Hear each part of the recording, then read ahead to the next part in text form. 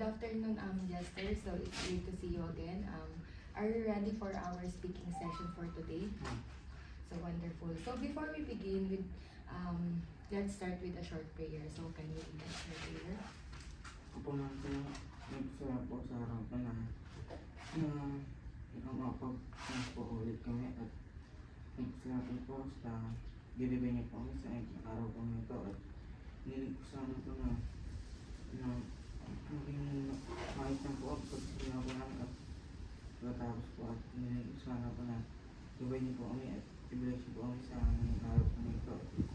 Pero po nilig ko na yung po ang distress niyo. Amen. So thank you. Now let's look at what we aim to achieve for today. So at the end of the lesson, the learner will be able to identify the difference between rising and falling intonation, recognize differences in sounds using contrast drills, show interest and confidence in speaking activities, and practice correct pronunciation and intonation in sentences. So now let's have a review about our last session. So do you remember what we did last time? So ano yung ginawa natin last time? Paano mo, no? Paano maintindihan yung sinasabi ko? Okay, so yes, we focus on listening skills and hearing versus listening. So do you remember hearing versus listening? What? Do you remember the hearing versus listening? Oh. Okay, so very good. So what have you learned from our last session? So ano natutunan mo nung last session natin? Makinig po sa ano. Ituto kong makaintindi. Okay, very good. So do you have your assignment? Kindly pass it now. Yes, your assignment. Okay, so before we proceed to our lesson, we're going to have a short activity. So here, look at this paper. So I've written 2 words here. So here, listen closely as I say them and repeat after me. Okay. So the first one, sheep, Sheep. sheep, Sheep. sheep. Sheep. Okay. So what do you think the difference of the 2 words? Spelling po. Spelling and the sound, right? Oh. Here, the I is just short. Oh. Sheep. While here, you need to pronounce it Sheep. longer, right? Okay, so very good. So for the next one is these 2 sentences. Let me read it first, okay? So, is this a red apple? Is this a red apple? And the next one is, it is a green apple. It is a green apple. So can you read the sentence number 1? Is this a red apple? Okay, very good. So number 2. It is a green apple. So, did you notice the difference of the sound of my voice when I say these 2 sentences?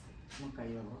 Yes. So, what's the difference between the 2? Yung sentence po, yung isa pong ano, right? Okay. And here, when I say this, is this a red apple? My intonation goes up, right? Because I'm asking. Well, here, when I say this sentence, it's just falling intonation. It is a green apple. So, hindi ko tinataas yung dulo. Like here na, is this a red apple? Okay, so that's, so do you understand? Okay, so very good. So, did my voice go up and down when I read these 2 sentences? So, nagtataas and bumababa ba yung boses ko pag binabasa ko silang dalawa? Are you sure? When I read this, may intonation, yung boses ko ba tumataas dito, bumababa dito, or not? Tumataas po. Okay, very good. So, tumataas and bumababa sila. So, as you can see, our lesson for today is about intonation and contrast drills. So, for you to understand it better, I'm going to explain what is contrast drills and intonation. So, speaking, so first, speaking is important for understanding and interaction. To make sure people understand us, we need to focus on two things. We need to focus on pronunciation, or how we say the sound, and the intonation, where we tend to raise our voice, or low our voice at the end of the statement or the sentence.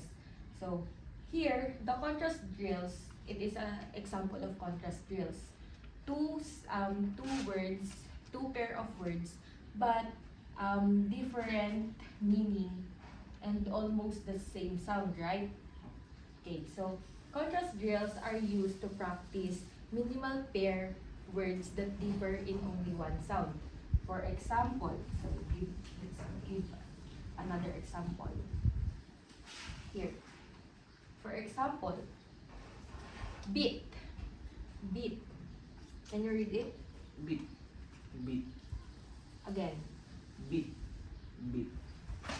Beat and beat. So it's more longer than this one. Beat. Longer I here, and beat, beat. Okay, so the next one is sit, sit. Sit, sit. Can you read it? Sit. Sit. Okay, very good. So, and for the last one is lock and lock. Lock and lock. Lock. Lock. Again. Lock. Lock. Okay, very good. So, let's proceed to the intonation. So, intonation, I'll explain what is intonation. So, intonation is the rise and the fall of our voice when we speak. So, yun yung pagtaas and pagbaba ng boses natin pag nagsasalita tayo. Sir, so there are two types of intonation. So, the first one is falling intonation. Remember that. The falling intonation, it means the voice goes down at the end of the sentence. So, pag falling, bumababa yung boses natin sa end ng sentence. It can be statements, pwede maging statements, commands, or WH questions like who, what, when, where, like that. So, for example, I am happy. I am happy. And for the second one, close the door. So, can you read the two one? The two? I am happy. Close the door. Okay, very good.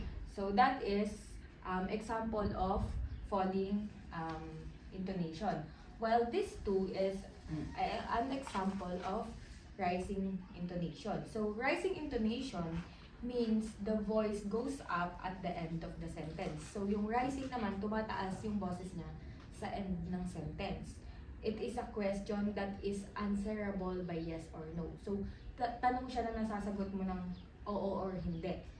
So, for example, are you ready? Or do you like music?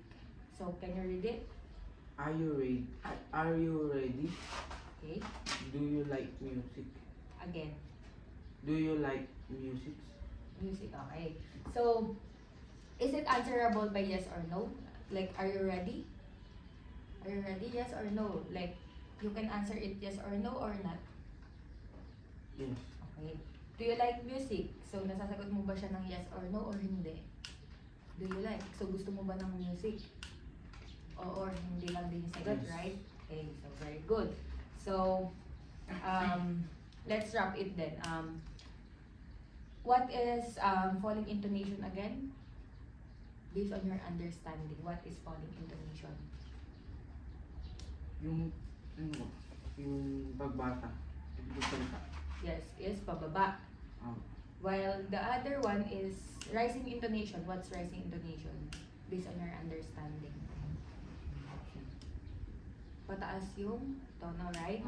Okay, so, while yung dun naman sa contrast drills is a set of words na magkatunog pero magkaiba ng meaning and magkaiba ng spelling. Okay, good. So now, let's proceed to our first activity. It is contrast drill practice. So, here's our procedure. The first one, the teacher reads each pair of words clearly while the learners listen. And the Second one, the learner repeats the words after the teacher, and the teacher corrects pronunciation and guides the learner in producing the correct sound. And the last one is the teacher will explain the difference of each word in terms of sounds and meaning. So, I'll say a pair of words and I want you to repeat them after me. So, pay attention to how my mouth moves or how I'll pronounce the word, okay? So, uulitin mo lang yung mga binabasa ko. After, pag magsasign na lang ako sa'yo, after ko siyang basahin. So, now, the first thing, vote, vote, vote, and vote. So, right, read it? Vote. Vote. Okay, very good. So, here, they differ in initial consonant sound. As you can see, here is, we use letter V. While here, we use letter B. Vote and vote. But they almost sounds the same, right? But here, vote, it means to choose in an election. While boat is a vehicle we use in water. Okay? And for the next one. Thin, tin. Thin and tin. So, can you read it? Tin. Tin. Again. Tin. Tin. Thin, Tin. tin. Tin. Thin and tin. Again. Tin. Tin. Tin. Okay, very good. So, here, thin, they differ in TH and T, as you can see, right? So, TH means, thin means not thick. It's thin, manipis. While the other one, tin, is a type of metal. So, for the next one, live and live. Live and live. So, can you read it? Live. Live. Live, live. Live. Live. Okay, very good. So, as you can see, they differ in vowel sound. Here, you can more longer, you can read it longer I, while here is shorter I, like live, live. So, here, live means to go away. So, live, just live. Okay. While live is, it means to stay alive or to reside somewhere. So, can you follow me? Oh. Right. So, next. Feel, feel. Feel, feel. Feel. Feel. Feel. Feel. Feel. Okay, very good. So, they differ in vowel sound as E, feel, il, and E.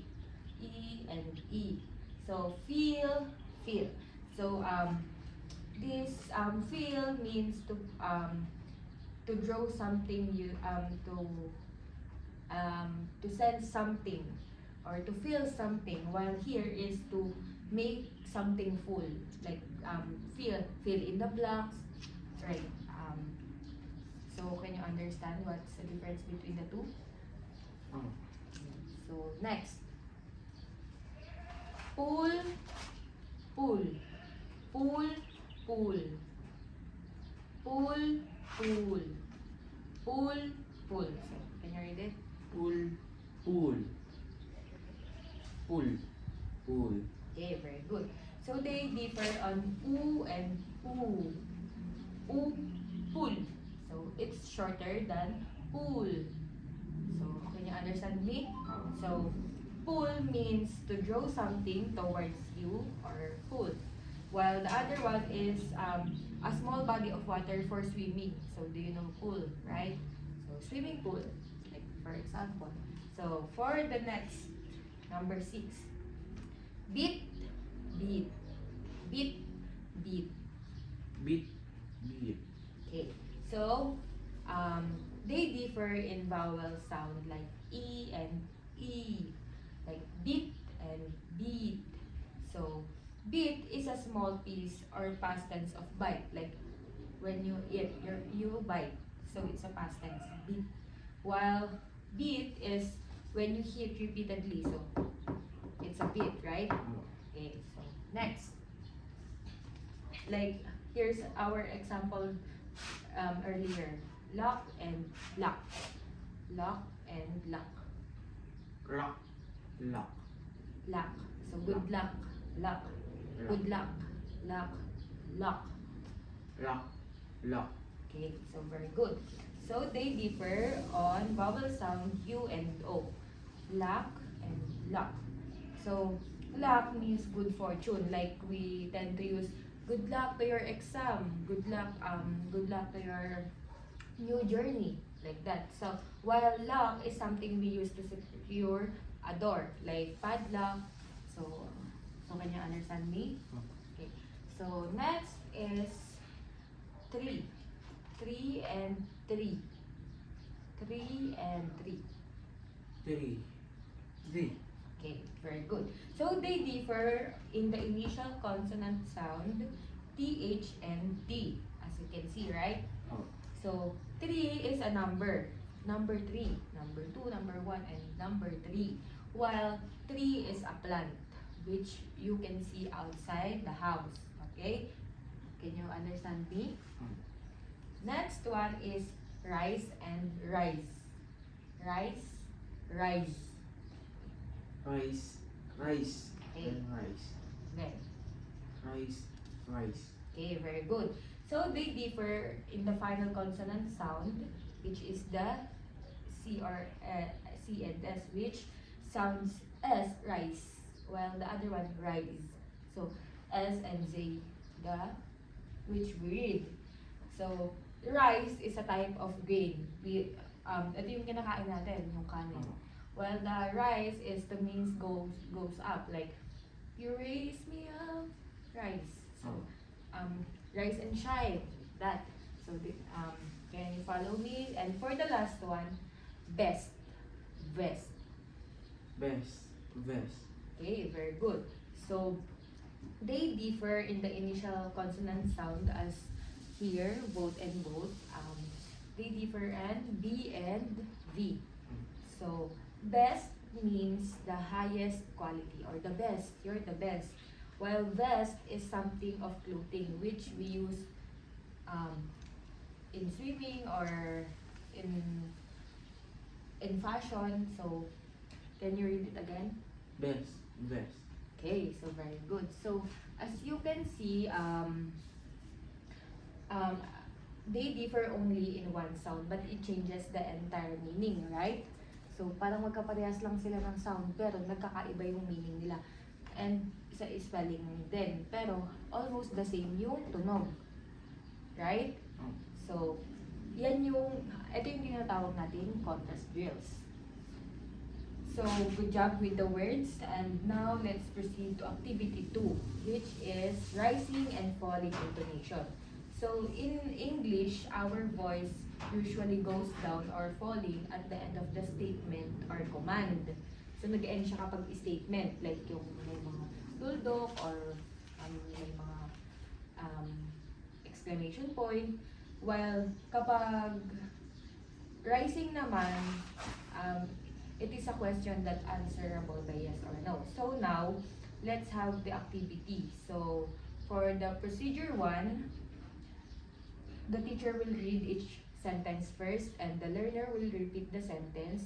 Then the third one, the learner identifies whether it is falling or rising. So, babasahin ko yung sentence, then uulitin mo siya and i-identify mo kung rising or falling siya. So, let's go. So, for the first one, are you happy? Are you happy? Can you repeat it? Are you happy? Again. Are you happy? Okay, very good. So, is it rising or falling? Falling. We tend to ask yes or no. So, rising or falling? It's a rising and it's a falling. So, Falling. are you happy? So, pataas siya. Rising or falling? Rising. Okay, very good. It is rising. Watch my intonation. I am going home. I am going home. So can you read it again? I am going home. So is it rising or falling? Falling. Okay, very good. So next, do you like ice cream? Do you like ice cream? So again, can you read Do it you like ice cream? again? Do you like ice cream? Okay, so is it rising or falling? Rising po. Very good. So for the fourth one, please close the door. Please close the door. Is it rising or falling? Again, can you read it? Please close the door. Please close the door. Is it rising or falling? Falling. Very good. For fifth one, is this your notebook? Is this your notebook? Okay, read it. Is this your notebook? Again, with rising intonation. Is this your notebook? Okay. So, is it rising or falling? Rising. Next. She is my best friend. She is my best friend. So, can you read it? She is my best friend. He is my best friend. Rising or falling? Falling. Okay, very good. Next one. Are they coming today? Are they coming today? Are they coming today? Are they coming today? Again. Are they coming today? Okay. Rising or falling? Rising. Okay, very good. Sit down quietly. Sit down quietly. Sit down quietly. Sit down quietly. Rising or falling? Falling. Okay, very good. 9. Did you finish your homework? Did you finish your work? Again. Did you finish your work? Okay, so rising or falling? Rising. Very good. We are ready for the activity. We are ready for the activity. Again. We are ready for activity. Okay, so is it rising or falling? Falling. Very good. So, see the difference between rising and falling intonation? Okay, so now let's check your understanding. So, what is the difference between rising and falling intonation? Ano yung pagkakaiba ng dalawa? Ng rising and falling intonation? Rising po, pataas po. While falling is... Pababa po yung pamang. Okay, very good. How do contrast drills help improve pronunciation? So, paano ka tinulungan nito na i-improve yung pronunciation mo or yung pagsasabi mo ng word? Itong activity natin na to, paano kanya natulungan na i-improve yung pagbabasa mo ng word or yung sound ng word? Pag tama pong basa, So, paano tayo natulungan nun? Paano tayo natulungan ng activity na to? yung isa po mahaba po yung sa akin sa maikli. Okay, very good. So, as you said, tinutulungan tayo nito magbasa. So, it also allows us to be more aware. So, mas nagiging aware tayo on the difference of differences or the sound differences. We learn to pronounce words correctly and develop cleaner and accurate speech. So, mas natututo tayong mag-pronounce ng words with the help of this activity, right? Like for example, when I say, can you give me a pin? Will you give me this one or a pin? Pin. Because I pronounce it as pin. While when I say, can you give me this pen? So you're going to give me this pen, right? Because I pronounce it Pen. okay. So now it's your turn to practice speaking. I have here 10 sentences and you're going to read it aloud and focus on clear pronunciation and proper intonation. So I'm going to help you, but first you're going to read it and you're going to pronounce it as what we practiced earlier, okay? So first one. I am going to school. I am going to school. Very good. Are you ready for the test? Again. Are you ready for the test? Are you ready for the test? Are you ready for the test? Yan. Okay, because it is rising, right? Next. Please open your notebook. Very good. Next. Do you like pizza? Next, very good. My brother is at home. Okay, very good. Is this your bag? Again. Is this your bag? Very good. Next. The dog is barking. Next. Do you like reading stories? Again. Do you like reading stories? Okay, very good. Next. She enjoys reading poems. Again. She enjoys reading poems. It is falling. She enjoys reading poems. Again. She enjoys reading poems. Okay, next. Please sit down. Okay, very good. So, as I can see, you really understand our lesson on pronunciation and proper intonation. So now, it's your time for an evaluation. So, get a piece of paper and listen to my direction. So, listen carefully to the words and sentences that I'm going to read and choose the answer for your choose the correct answer. So, for part A, so number 1 to 5. So, you're going to number 1 is to 1 to 5.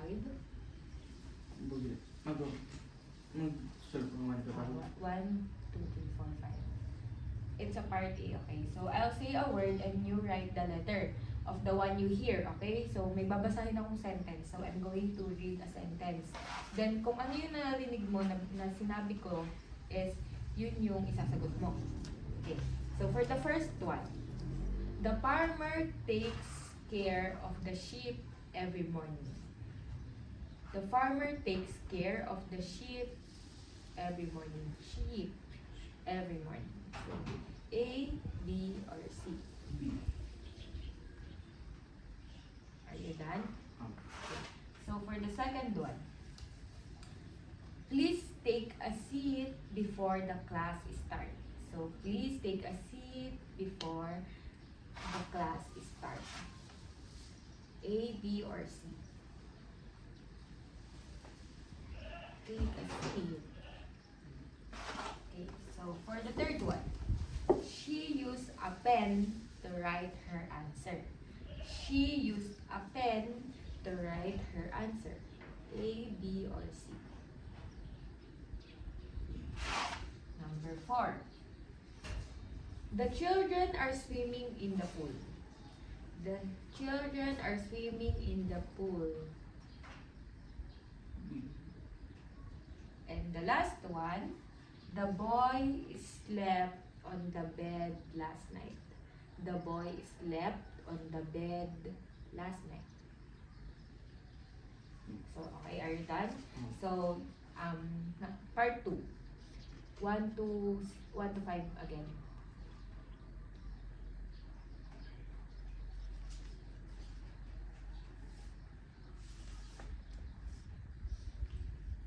Okay, so listen carefully.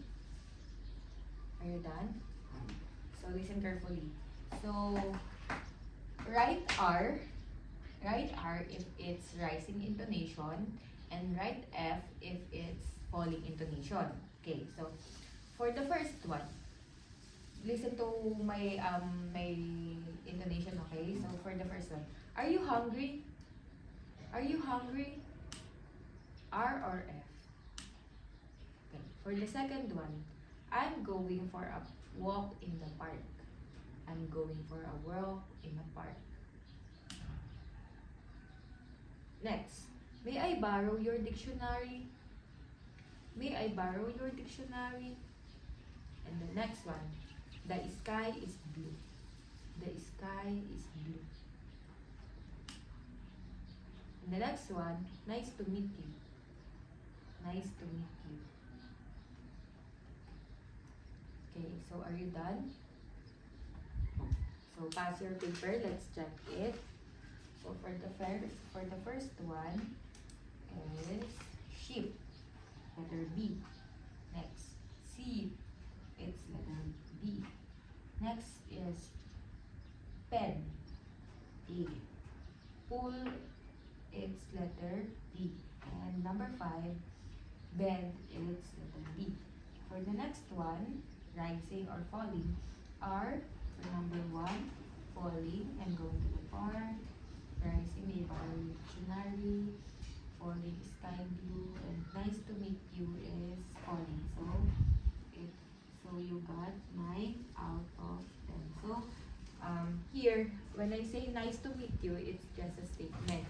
It's not a question that answerable by yes or no, or I didn't read it with a high intonation. So you got 9 out of 10, so very good. So you were a star speaker for today, and your pronunciation is getting much clearer. So for your assignment, so you have an assignment for this session here. Here's your assignment. So practice reading the following sentences at home using correct pronunciation and intonation. So you have 5 sentences here that you're going to read. So I want you to read or practice reading these 5 sentences I've written here using correct pronunciation and intonation. So you're just going to practice reading this, okay, with correct pronunciation and intonation. So do you have any questions or clarifications about today's lesson? Okay, so if none, then we are all done for today, and see you on our next session. Thank you, and class dismissed.